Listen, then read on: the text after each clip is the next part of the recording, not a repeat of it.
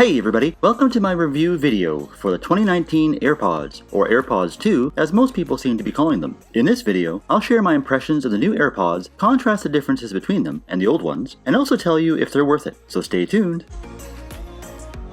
Just in case you're not aware, the new AirPods come in a couple of different configurations. You can get them with the regular charging case, or the new wireless charging case. The easiest way to tell the difference of the two is by looking for the status LED. The wireless charging case has a status LED on the outside, while the regular ones have the LED on the inside just like the original ones. The new AirPods just came out a short time ago, and just like the original ones, they're really hard to get. The stock sells out really fast at the Apple Store. I went to a number of Apple stores on the weekend to buy the new AirPods with the wireless charging case, and they were sold out. I ended up being able to buy them from Best Buy online for a midweek delivery. From what I've been seeing, the 2019 AirPods with the normal charging case seem to be a bit easier to get. Cosmetically, there isn't a huge difference between the 2019 AirPods and the original. They're both the same shade of white for the most part. The only difference is the LED on the outside of the wireless charging case, as noted earlier. When you touch them, there is a minor difference in how they feel though. The original ones are super smooth and slippery. The new ones are still smooth, but feel slightly grippier. It sounds strange, but they feel like they're less likely to slip out of your hands than the original. The pairing reset button on the back of the case is also a bit higher, and the case has a slightly different feeling when you open it. Like the magnet is slightly stronger to keep it closed, or the hinge has slightly more friction when opening. It's still easy to open and quite satisfying. It's hard to put into words. The difference is there, but it's quite minor. The wireless charging case is the biggest change. If you buy the ones with a normal charging case, it would be very difficult to tell the difference, I think.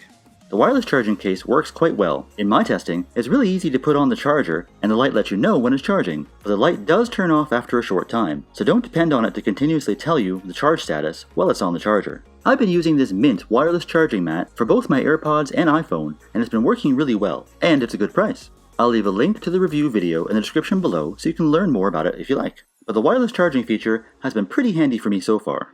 The sound of the new 2019 AirPods is mostly on par with the original. To me they sound slightly tighter, but that could just be the difference between brand new AirPods and ones that are broken in. They're not reference quality, nor are they noise cancelling, but they're ideal for situations where you want to listen to your music and hear what's going on around you, like when you're out for a jog, using them at the gym, or just generally out in public. If you need something that offers noise cancellation, or mutes more of the sounds around you, these are not for you. So far in my testing, I found the battery life to be on par with the original AirPods when they were new. The 2019 AirPods are supposed to offer an extra hour of talk time when used for telephone conversations, but so far I haven't been able to have a long enough telephone call to test that. But the sound and audio reception for use on a phone call is really good. I've used it with both my iPhone and Apple Watch, and nobody I talked to thought it sounded any different than when I talk on my iPhone normally.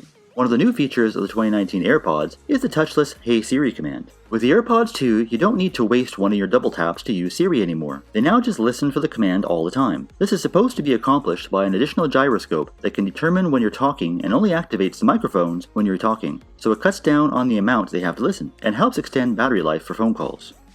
The new 2019 AirPods are also supposed to pair and change devices 2 times faster than the original, and I can agree with that. I use my AirPods a lot. I switch them between my iPhone, MacBook Pro, and Apple Watch all the time, and I used to really notice a lag in the switching sometimes. There's still some lag sometimes, but it's way better than it was before. This is supposed to be resolved by the new H1 chip Apple is using in the AirPods to replace the previous W1 chip. It's also supposed to improve audio latency and even improve AirPods connection speed to your iPhone for phone calls. I can really notice a difference. It's really improved my AirPods experience.